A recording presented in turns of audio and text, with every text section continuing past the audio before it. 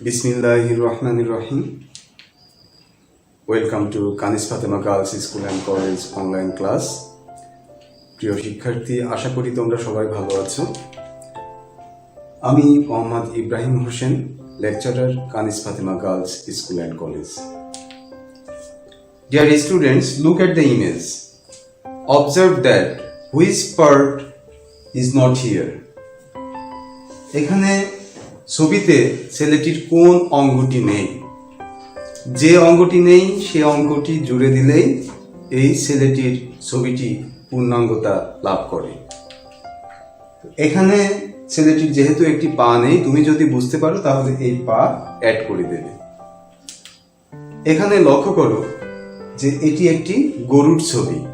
এই গরুর কি নেই? এই গরুর একটি মাথা নেই। তুমি যদি বুঝতে পারো তাহলে ঠিক মাথার জায়গায় একটি মাথা অ্যাড করে দেবে, তাহলে ছবিটি পূর্ণতা লাভ করে। প্রিয় শিক্ষার্থী, এটি হচ্ছে একটি শিয়ালের ছবি। লক্ষ্য করো এখানে কি নেই? সম্ভবত একটি লেজ নেই। তো তুমি যদি একটি লেজের ছবি অ্যাড করে দাও তাহলে এটি পূর্ণাঙ্গতা লাভ করে। তো ইনকমপ্লিট কাউকে কমপ্লিট করতে হলে প্রথমে আইডেন্টিফাই করতে হবে এখানে কি নেই। যা নেই তুমি তা অ্যাড করে দেবে। তো আজকে আমাদের টপিক হচ্ছে completing sentence part 1 chapter 4 class 11 and 12। The weather is so cold that, এটি কিন্তু একটি বাক্য, কিন্তু এই বাক্য দ্বারা মনের ভাব পরিপূর্ণরূপে প্রকাশ পায় না। মনের ভাব পরিপূর্ণরূপে প্রকাশ করার জন্য কিসের প্রয়োজন? সেটি তোমাকে আইডেন্টিফাই করতে হবে। আইডেন্টিফাই করার পরে তুমি যদি এই সেন্টেন্সটি এভাবে লেখো, the weather is so cold that we can not go out. এই যে এই অংশটি যখন তুমি অ্যাড করে দিবে তখন এই সেন্টেন্সটি পূর্ণাঙ্গতা লাভ করে। তাহলে প্রিয় শিক্ষার্থী, কমপ্লিটিং সেন্টেন্সের যে প্রশ্নগুলো থাকে সেই প্রশ্নগুলো সফলভাবে উত্তর দেওয়ার জন্য তোমাকে জানতে হবে simple sentence, complex sentence and compound sentence, phrase, clause, conjunction. তো এই বিষয়গুলো যখন তোমার জানা থাকবে, simple sentence, complex sentence, compound sentence, phrase, clause, conjunction, তাহলে তুমি সহজেই অনায়াসেই কমপ্লিটিং সেন্টেন্সের যে প্রশ্নগুলো দেয়া থাকে সেই প্রশ্নগুলোর উত্তর করতে পারবে সফলভাবে। তো এখানে একটি তালিকা দেখো, এই তালিকা হচ্ছে সাবঅর্ডিনেট কনজাংশনের একটি তালিকা। After, although, as if, as long as soon as though, because, before, even if, even though, how, if, in case, in order that, insofar as, just as, lest, no matter how, now that, once, provided that, rather than, since, so that, then, that, though, till, unless, until, when, whenever, where, whereas, wherever, whether, while, why। এগুলো হচ্ছে subordinate conjunction. Rule 1, till until, এর অর্থ হচ্ছে পর্যন্ত, যতক্ষণ পর্যন্ত না। তোমরা ছবিটির দিকে লক্ষ্য করো, ছবিতে দেখতে পাচ্ছ বৃষ্টি হচ্ছে। এটি হচ্ছে কনটেক্সট। এই কনটেক্সটের আলোকে তোমরা ইনকমপ্লিট সেন্টেন্সকে কমপ্লিট করবে। We shall stay in this room until, বাকি অংশ কিন্তু দেয়া নেই। এটি হচ্ছে complex sentence. Till, until, after, before, lest, when, while, এগুলো সাবঅর্ডিনেট কনজাংশন। সাবঅর্ডিনেট কনজাংশন যেখানে থাকে সেটি কমপ্লেক্স সেন্টেন্স হয়। তো এখানে কমপ্লেক্স সেন্টেন্সের দুটো ক্লজের প্রয়োজন। আগে একটি ক্লজ দেয়া আছে, পরে আরেকটি ক্লজ তোমাকে লিখতে হবে। ক্লজের বৈশিষ্ট্য হচ্ছে একটি সাবজেক্ট এবং একটি ফাইনাইট ভার্ব। এখানে একটি ফাইনাইট ভার্ব আর একটি সাবজেক্ট দেওয়া আছে, বাকি ফাইনাইট ভার্ব এবং সাবজেক্ট তোমাকে কনটেক্সট অনুযায়ী পছন্দ করে আনতে হবে। We shall stay in this room until the rain stops. যতক্ষণ না পর্যন্ত বৃষ্টি থামে ততক্ষণ আমরা রুমের মধ্যে অবস্থান করব। Rule 2, when. ওয়েন অর্থ যখন ডট ডট তখন অথবা পরে। এখানে ছবির দিকে লক্ষ্য করো, কয়েকটি স্টুডেন্টস তারা তাদের সফলতার জন্য উচ্ছ্বাস আনন্দ প্রকাশ করছে। ঠিক এই সেন্টেন্সকে আমরা এইভাবে লিখতে পারি, your parents will be happy when. তোমার পিতামাতা খুশি হবে যখন ইউ ডু বেটার। ওয়েন হচ্ছে সাবঅর্ডিনেট কনজাংশন।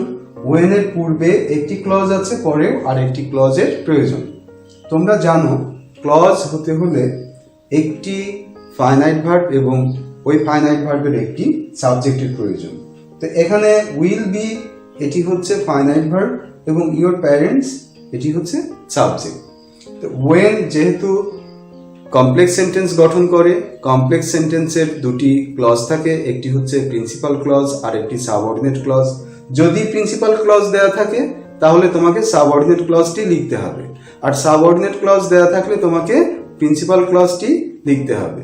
তোমরা মনে রাখবে যে সাবঅর্ডিনেট কনজাংশন সর্বদাই সাবঅর্ডিনেট ক্লজের শুরুতে বসে।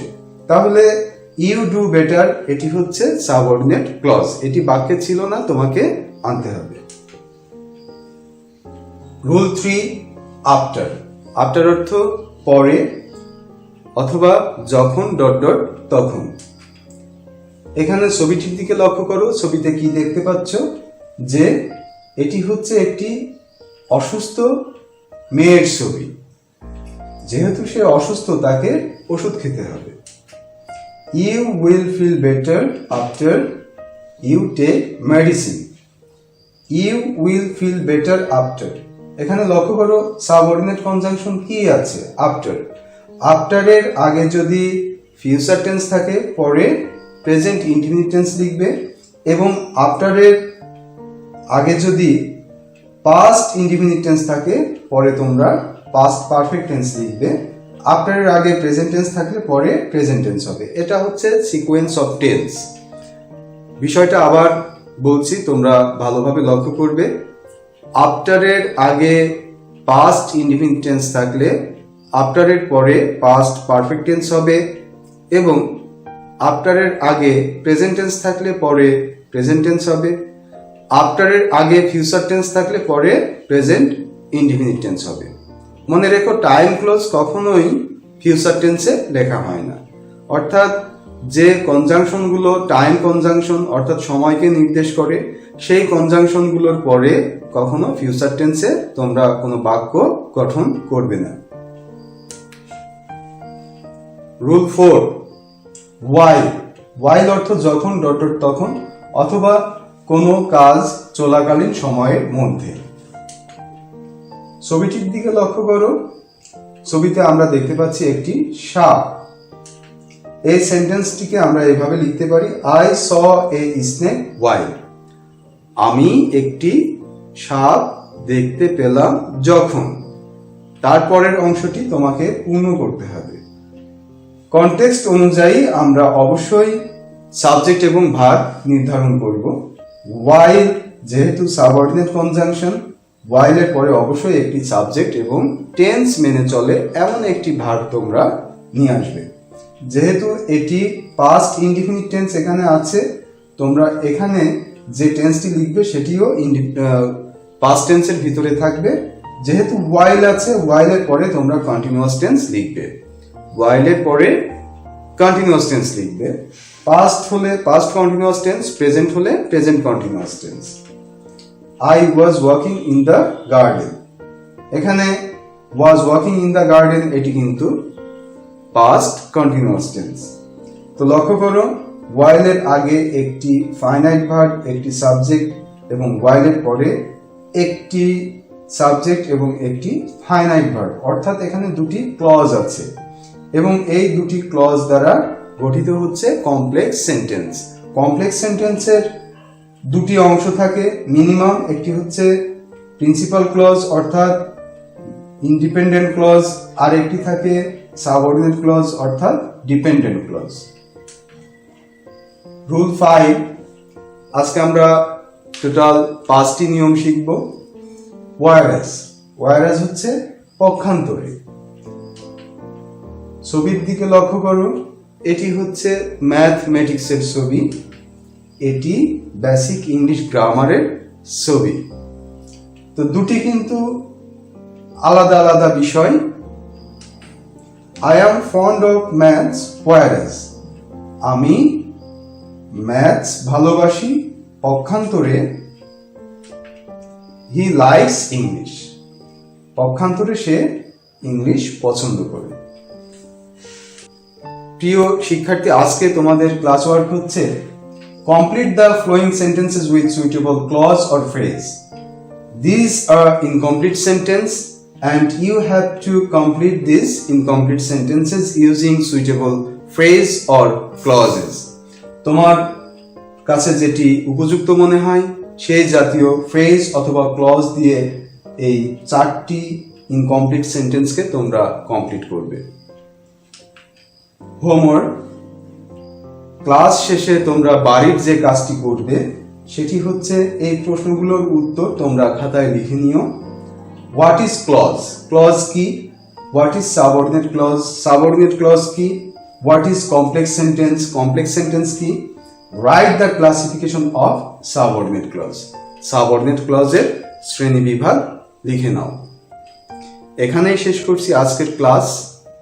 আগামী ক্লাসে আবার তোমাদের সাথে দেখা হবে। সে পর্যন্ত ভালো থেকো, সুস্থ থেকো। আল্লাহ হাফিজ।